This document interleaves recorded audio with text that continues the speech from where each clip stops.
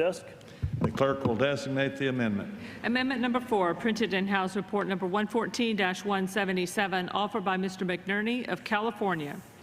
Pursuant to House Resolution 333, the gentleman from California, Mr. McNerney, and a member opposed each will control 5 minutes. The chair now recognizes the gentleman from California. Thank you, Mr. Chairman.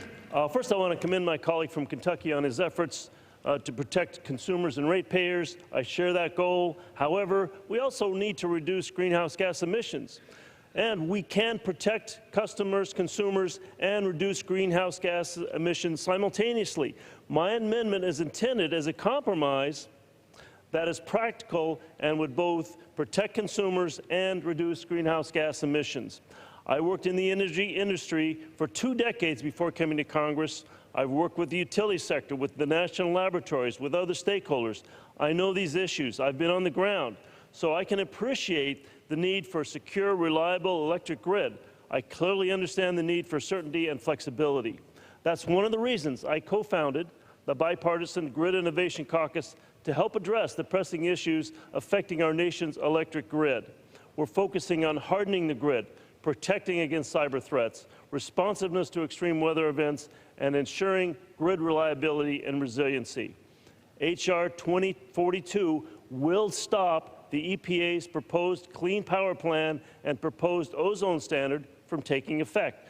This would sharply limit our nation's ability to address climate change and the growing negative consequences it has on public health and our economy.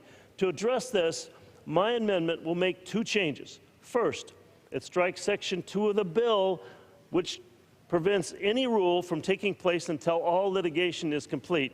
That provision would add considerable uncertainty to the entire process and introduce significant precedent into the federal rulemaking process. If a delay is appropriate, let's introduce a simple delay.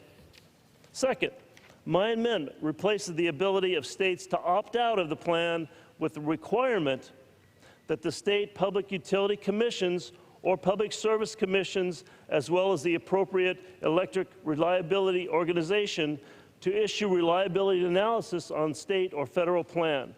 In this bill's current form, allowing states to opt out of the federal law would create a significant barrier to federal authority. The analysis that my amendment calls for must include effects on regional electric reliability and resource adequacy, operation of wholesale electric markets, transmission and distribution infrastructure, and projected electricity demands. Federal agencies have varied expertise and missions, and not all are equipped to properly assess potential impacts that a rule may have on a particular industry.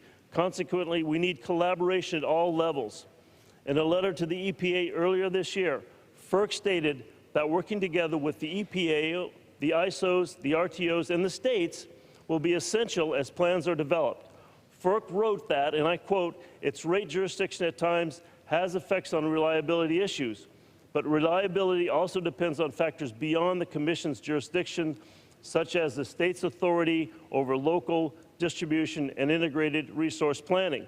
So I think it's an overstatement to claim that the Clean Power Plan or the ozone standard would be the sole cause of impacts on rates or reliability. My amendment mirrors FERC's comments and ensures that an independent analysis is conducted by experts who deal with the grid on a daily basis, because the EPA is not an expert on grid reliability. If we want to add safeguards, to add transparency and accountability, we need to ensure that states and regions have their voices heard. A practical way to accomplish that is by having the PUC and the ISOs submit a reliability report to the EPA.